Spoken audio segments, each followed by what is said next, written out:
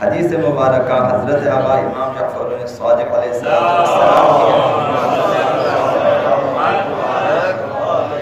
انہوں نے ارشاد فرمایا من اراد اللہ بہ الخیر، خداوند اگر کسی بندے کے بارے میں یہ ارادہ فرماتا ہے کہ اسے خیر اور نیکی پہنچا دی جائے، خداوند اگر کسی بندے مومن کے بارے میں خیر و نیکی کا ارادہ فرماتا ہے، قذف فی قلبہ حب الحسین، خداوند متعال اس کے دل میں محبت آقا عبداللہ الحسین جائگزین فرماتا ہے۔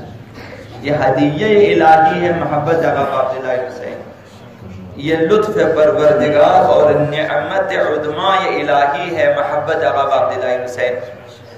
جب آپ کے دل میں خداوند متعال کی طرف سے آقا عبداللہ الحسین کی محبت موجود ہے تو معنی یہ ہے کہ خداوند متعال ابھی تک آپ کے بارے میں چاہتا ہے کہ آپ کو نیکی کی راہ پہ چلائے، یہ اس بات کی نشانی ہے۔ اور دو محبتیں انسان کے دل میں آ جاتی ہے، ایک خود آقا عبداللہ الحسین کی محبت وحب زیارتہ، دوسری محبت زیارت آقا عبداللہ الحسین۔ اس کے دل میں یہ محبت پیدا ہو جاتی ہے کہ بار بار آقا عبداللہ الحسین کی زیارت کی جائے، ان کی بارگاہ میں حاضر ہو جائے۔ وَمَنْ أَرَادَ اللَّهُ بِهِ السُّوءَ، اگر خداوند متعال کسی بندے کے بارے میں یہ ارادہ کرتا ہے کہ اسے نیکی کی راہ پہ آگے نہ بڑھائے یا نیکی کا ارادہ نہیں فرماتا، قذف فی قلبی بغض الحسین و بغض زیاد، دو قسم کے بغض اور عناد اس کے دل میں خداوند متعال پیدا فرماتا ہے، ایک تو بغض آقا عبداللہ الحسین کے ساتھ اور زیارت کے ساتھ، تو اسے آقا عبداللہ الحسین سے بھی کوئی محبت نہیں ہوتی، اور کبھی جو ہے زیارت سے بھی اسے محبت پیدا نہیں ہوتی، بلکہ اگر یہ سلسلہ آگے بڑھ جاتا ہے تو ایک وقت ایسا آ جاتا ہے اسے نفرت ہو جاتی ہے۔ یہ وہی آخری مقام ہے جہاں کفار و مشرکین اور معاندین ہوتے ہیں کہ اہل بیت سے نفرت پیدا ہو جاتی ہے اور زیارت آقا عبداللہ سے نفرت پیدا ہو جاتی ہے، تو پھر وہ آخری درجہ جہنم تک پہنچ جاتا ہے۔ یہ وہ آخری چیز ہے، انسان سرکشی کرتا ہے تو ایک دن ایسا آ جاتا ہے دشمن بن جاتا ہے۔ زیارت پہ نہ جانا اور چیز ہے، زیارت کے ساتھ دشمنی اور چیز ہوتی ہے۔ یہ اس بات کی دلیل ہے خداوند متعال ناراض ہے اس سے، یہ اس بات کی نشانی ہے کہ یہ شخص اب جہنمی ہے۔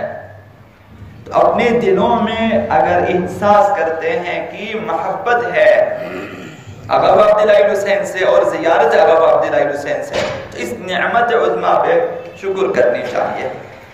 لہذا اگر زیارتوں کی توفیق ملے اور دعا کریں کہ خداوند یہ توفیق عنایت فرمائے، اور جب زیارت پہ جانا چاہے بعض آداب ہیں کہ وہ جانے سے پہلے انسان کو ان کی رعایت کرنی چاہیے، اور ان میں سر فہرست اور مہم ترین چیز یہ ہے کہ آقا عبداللہ الحسین اور زیارت آقا عبداللہ الحسین ان کی معرفت ہونی چاہیے کہ زیارت کیا چیز ہے، آقا عبداللہ الحسین کون سی ہستی ہے، کہ میں کس کی بارگاہ میں جا رہا ہوں اور زیارت کا مقصد کیا ہے، ہدف کیا ہے، فلسفہ کیا ہے، یہ یہاں سے جان کے جائیں۔ اور پھر آداب کا بھی لحاظ کریں۔ آداب میں سے ایک آقا امام صادق علیہ السلام نے ارشاد فرمایا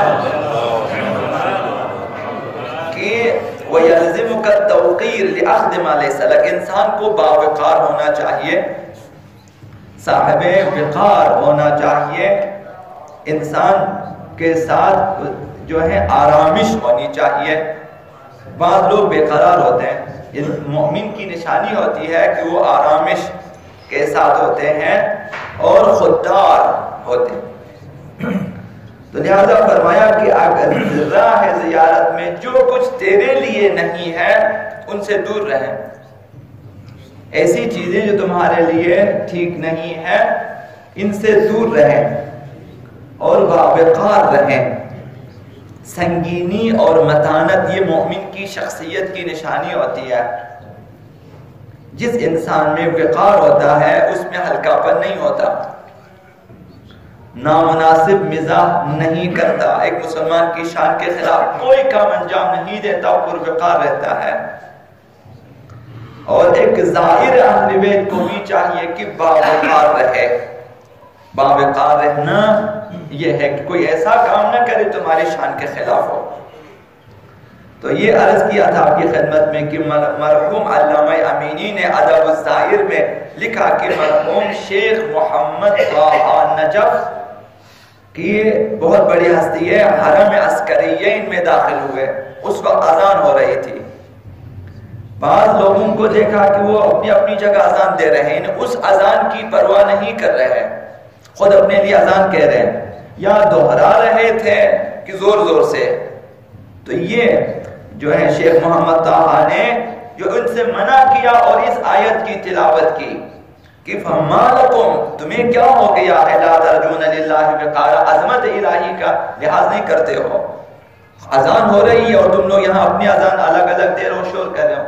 عسکریین میں حرم معصومین میں ادب کا لحاظ رکھنا چاہیے. محدث نوری نے تحیۃ الظاہر میں فرمایا، مجلسی نے اسی آیت کے بارے میں سلسلے میں فرمایا حرم مطہر نبوی اور مشاہد شریفین حرم ائمہ اطہار میں آواز بلند نہیں کرنی چاہیے. یہ ادب مومن باوقار ہوتا ہے تو شور نہیں کرتا. وہ مومن اپنی آواز کو زیادہ بلند نہیں کرتا، احترام بجا لاتا ہے معصومین کی بارگاہ میں. تو لہذا فرمایا کہ حرم ائمہ میں باوقار رہیں اور اپنی آواز زیادہ بلند نہ کریں. خواب و زیارت میں ہو یا غیر زیارت میں آواز بلند کرنا، نامناسب آواز بلند کرنا، نامناسب باتیں کرنا، اپنی شان کے خلاف کوئی بھی کام کرنا یہ ممنوع ہے. تو زائرین کو چاہیے کہ وہ باوقار رہیں.